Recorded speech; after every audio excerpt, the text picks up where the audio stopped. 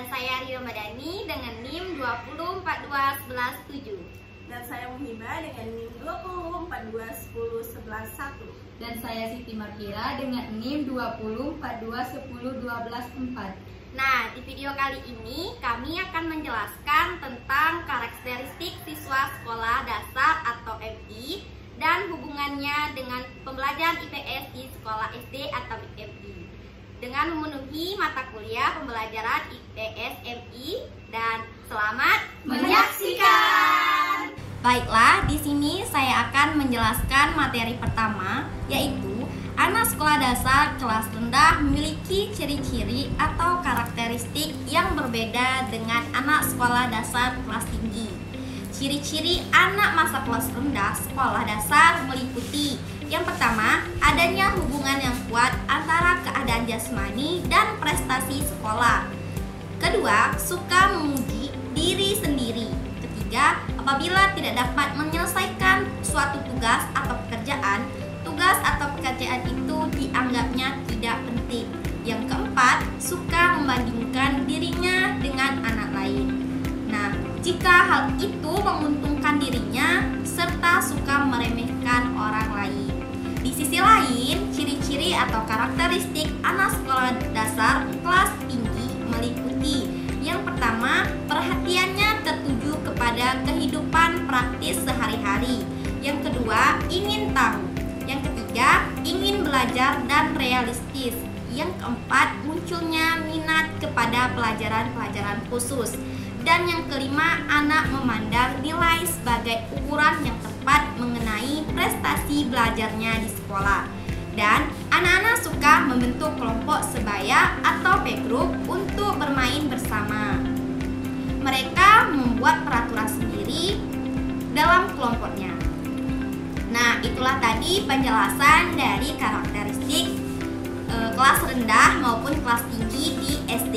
Dari penjelasan yang tadi dapat disimpulkan bahwa secara umum karakteristik siswa sekolah dasar yaitu kemampuan anak berpikir berkembang dari konkret menuju abstrak, di mana anak tidak boleh dipaksakan menuju tahap perkembangan berikutnya. Anak harus paham terlebih dahulu materi yang disampaikan sebelumnya. Kemudian guru baru boleh melanjutkan ke tahap selanjutnya. Nah, materi selanjutnya yaitu adalah perkembangan anak usia sekolah dasar. Nah, seperti yang kita ketahui, anak SD ini merupakan anak dengan kategori banyak mengalami perubahan yang sangat drastis, baik mental maupun fisik. Usia anak SD ini yang berkisaran antara 6 sampai 12 tahun menurut Seifert dan Hapung memiliki 3 jenis perkembangan. Perkembangan fisik siswa SD mencakup pertumbuhan biologis, misalnya pertumbuhan otak, otot, dan tulang pada usia 10 tahun baik laki-laki maupun perempuan. Nah, tinggi dan berat badannya bertambah kurang lebih 3, kg. Nah, perkembangan kognitif siswa SD ini, hal tersebut yang mencakup perubahan-perubahan dalam perkembangan pola pikir, perkembangan psikososial. Hal tersebut berkaitan dengan perkembangan dan perubahan emosi individu. J. Huffington mengemukakan bahwa setiap perkembangan individu harus sejalan dengan perkembangan aspek lainnya, seperti diantaranya adalah aspek psikis, moral, dan sosial. Materi selanjutnya yaitu kebutuhan peserta didik siswa SD. Yang pertama, anak SD senang bermain. Karakteristik ini menuntut guru SD untuk melaksanakan kegiatan pendidikan yang bermuatan permainan lebih-lebih untuk kelas rendah. Guru SD seyogianya merancang model pembelajaran yang memungkinkan adanya unsur permainan di dalamnya. Yang kedua, anak SD senang bergerak. Orang dewasa dapat duduk berjam-jam, sedangkan anak SD dapat duduk dengan tenang paling lama sekitar 30 menit. Oleh karena itu, guru hendaknya merancang model pembelajaran yang memungkinkan anak berpindah atau bergerak. Yang ketiga, anak usia SD senang bekerja dalam berkelompok. Anak usia SD dalam pergaulannya dengan belajar aspek-aspek yang penting dalam proses proses sosialisasi seperti belajar memenuhi aturan-aturan kelompok, belajar setia kawan, belajar tidak tergantung pada diterimanya di lingkungan, belajar menerima tanggung jawab, belajar bersaing dengan orang lain secara sehat atau sportif, mempelajari olahraga dan membawa implikasi bahwa guru harus merancang model pembelajaran yang berkelompok. Yang keempat, anak SD senang merasakan atau melakukan mempergerakan sesuatu secara langsung. Ditinjau dari teori perkembangan kognitif, anak SD memasuki tahap operasional konkret dari apa yang dipelajari di sekolah. Ia belajar menghubungkan konsep-konsep baru dengan konsep-konsep lama. Baiklah, materi selanjutnya tujuan pembelajaran IPS. Pendidikan IPS bertujuan untuk mendidik dan memberi bekal kemampuan dasar agar dapat mengembangkan diri sesuai dengan bakat, minat, kemampuan, dan lingkungannya, serta berbagai bekal untuk melanjutkan pendidikan ke jenjang yang lebih tinggi. IPS merupakan salah satu nama mata pelajaran yang diberikan pada jenjang pendidikan dasar dan menengah. Mata pelajaran IPS merupakan sebuah nama mata pelajaran integrasi dari mata pelajaran sejarah, geografi, dan ekonomi, serta mata pelajaran ilmu sosial lainnya.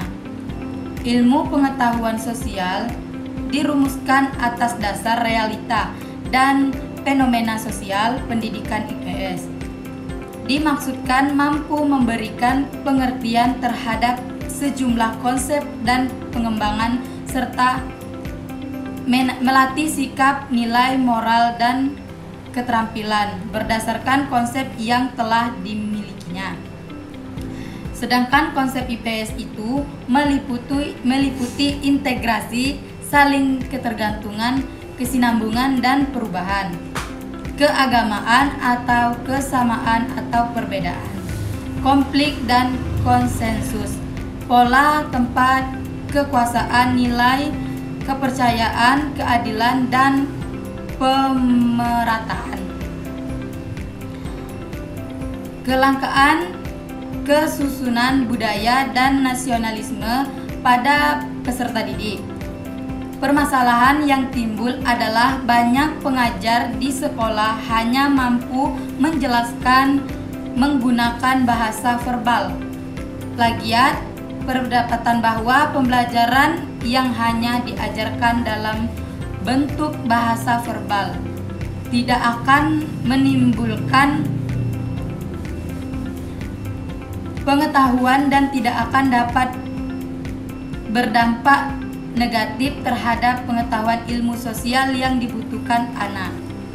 Materi terakhir yaitu karakteristik pembelajaran IPS. Menurut Ahmad Kosasi Jahiri sebagai berikut. 1. IPS berusaha mempertautkan teori ilmu dengan fakta atau sebaliknya. Menelaah fakta dari segi ilmu. 2. Penelaahan dan pembahasan IPS tidak hanya dari satu bidang disiplin ilmu saja, melainkan bersifat komprehensif, meluas atau dari ilmu sosial dan lainnya, sehingga berbagai konsep ilmu secara terinteraksi terpadu digunakan untuk menelaah satu masalah atau tema. 3. Mengutamakan peran aktif peserta didik melalui proses belajar, agar peserta didik mampu mengembangkan berpikir kritis, rasional, dan analisis. 4. Program pembelajaran disusun dengan meningkatkan atau menghubungkan bahan-bahan dari berbagai disiplin ilmu sosial dan lainnya dengan kehidupan nyata di masyarakat, pengalaman permasalahan, kebutuhan kepada kehidupan di masa depan baik dari lingkungan fisik atau alam maupun budayanya. 5. IPS dihadapkan secara konsep dan kehidupan sosial yang sangat labil, mudah berubah, sehingga titik berat pembelajaran adalah terjadi proses interaksi secara mantap dan aktif pada diri peserta didik agar memiliki kebiasaan dan kemahiran untuk menelaah permasalahan kehidupan nyata pada masyarakat. 6. 1. Mengutamakan hal-hal arti dan penghayatan hubungan antar manusia dan keterampilannya. 7. Pembelajaran tidak hanya mengutamakan pengetahuan semata, juga nilai dan keterampilannya. Sekian penjelasan materi dari kelompok